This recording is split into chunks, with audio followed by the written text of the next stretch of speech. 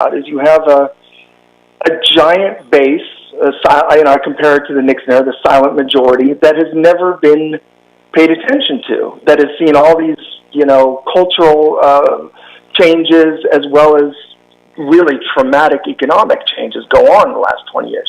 Well, what happens? Putin in 2011 decides he wants to just come right back to power. And he did it very crudely. In late 2011, he just said, okay, puppet who I put in the Kremlin, you're moving back to the Prime Minister's office, I'm moving back to the Kremlin. I don't like this situation.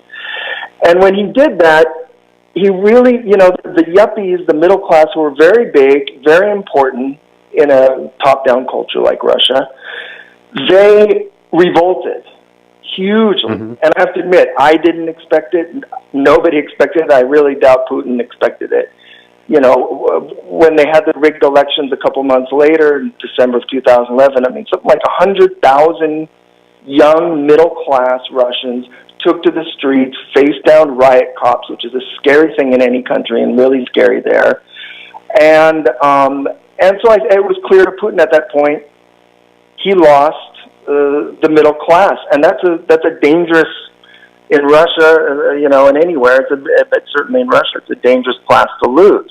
He lost them for good, and so he's been, ever since then, gearing his politics towards, what I call the silent majority or red state Russians or whatever, all these people who've been, really screwed over and left behind in the free market reforms and who've been ignored even in culturally and so on. So you've seen Putin viciously targeting gays.